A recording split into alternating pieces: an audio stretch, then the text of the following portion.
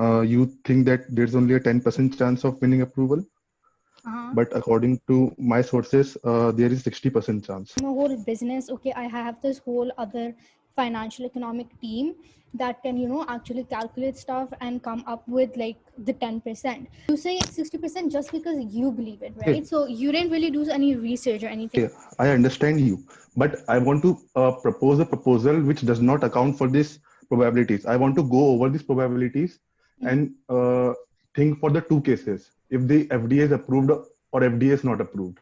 In the case FDA declines, I am getting only an upfront payment. Obviously, I wouldn't go less than my BATNA for the upfront payment in this case. I have the BATNA of $20 million. You should get 20 million and we should get 100 million. We must share the equal profits, because why would I let you make the more profit than me?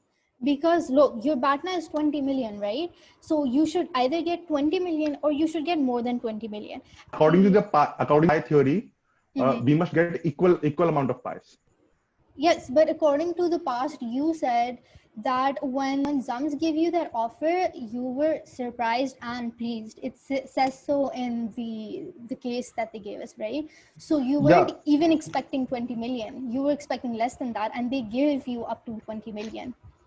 Yeah, they gave it to me. So now, actually, I didn't knew my capability before that, but now I know my capability. And first, let's consider one case fully, and now we will talk about the other case. Right, that makes sense. So how about you do your calculations and I'll do mine, and then, you know, we can compare and come to an agreement, right? If I pay you less than 20 million, then it'll be a no deal, right? If I have a huge bonus later, I might be holding our deal rather than that company's deal. No, I'm just trying to explain my BATNA, right? I'm saying that my BATNA is such that I'm supposed to pay you as little as possible. However, your end profit should be more than 20, right? So you're saying in case one, if the FDA is not approved and there's a profit of 20 million, so, and that's our pie, right? The 20 million is our pie. Yes. So how do No, you 20 million is not the pie. 20 million is not the pie. then 20 what? million, my BATNA minus your BATNA should be the pie. So you're saying that if the FDA is not approved, then you should get all of the 20. Because that's my BATNA.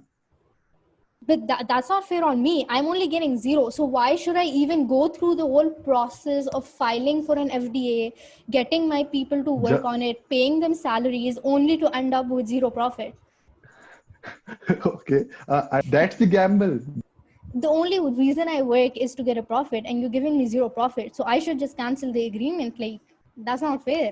Not getting approved is 90%. So I'm more cautious than you, I'm more careful than you, and still I have to weigh the consequences if it is not approved. BATNA isn't a quantity, it's a limit. BATNA is the amount that I will not go less than that. I will not go less than that. Yes. So if we divide the pie into half, 60-60, you're still getting more than your BATNA. Pie is calculated actually profits minus BATNA. And then you've actually stated that my BATNA is 0. My BATNA is anything that is as little as possible, but it doesn't end up with you getting a profit less than 20. As a buyer, what you're supposed to do is that you're supposed to have an estimate of your BATNA. Let me come up with something.